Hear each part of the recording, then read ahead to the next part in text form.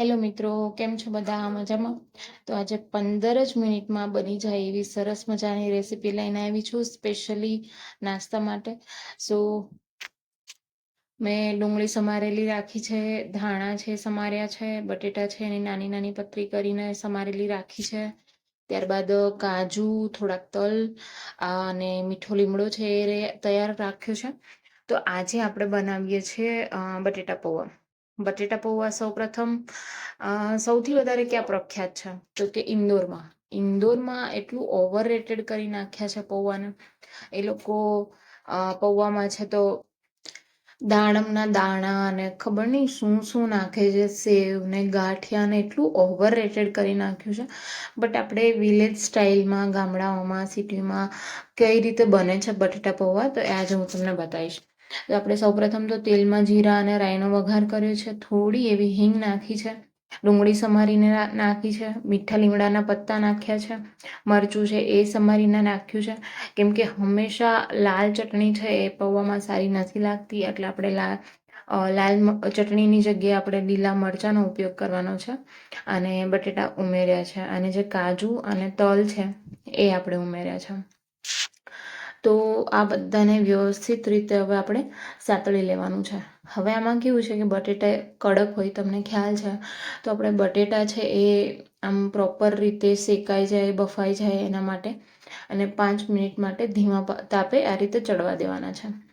એ બાદ ચડી જાય બટેટા તો આપણે ચેક કરી લેવાનું, ધીમા તાપ ઉપર રાખવાનું છે એટલે બધી વસ્તુ છે બળી ના જાય. તો ધીમા તાપ ઉપર રાખ્યું પછી ચેક કરી લેવાનું કે પ્રોપર બટેટા ચડ્યા છે. તો આ રીતે અમે ચેક કર્યું કે બટેટા ચડ્યા છે કે નહીં. અને હવે ધીરે ધીરે બાકી બધા મસાલા છે, બાકી બધા ઇન્ગ્રીડિયન્ટ્સ છે એ નાખીશું. તો આ રીતે ચેક કરીએ છીએ અમે બટેટા ચડી ગયા છે બધા વ્યવસ્થિત. તો હવે નાખીશું હળદર, આપણા લીલા ધાણા છે એ પણ ઉમેરવાના છે. તો હળદર નાખ્યું છે, જીરું નાખીશું અને મીઠું ઉમેરીશું.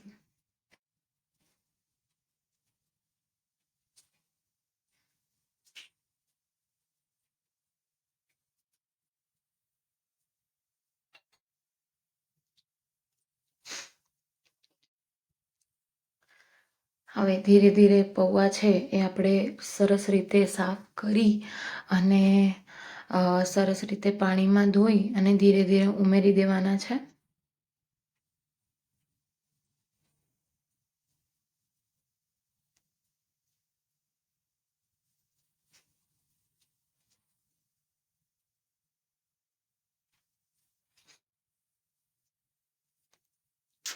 ત્યારબાદ હવે બધું પ્રોપર હલાવી મિક્સ કરી લઈશું.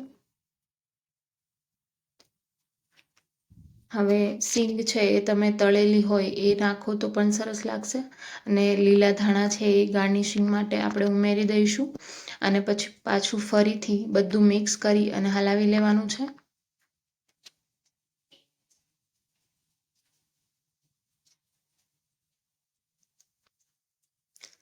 ઇન્દોરના પૌવા છે એમાં સેજ મીઠો ભાગ કે ખાંડ કે એવું એ લોકો નાખતા હોય છે. બટ આ સાઈડ કાઠિયાવાડમાં તો કોઈ ખાંડવાળી વસ્તુ તો નથી જ વાપરતા, બધાને તીખું ફાવે છે.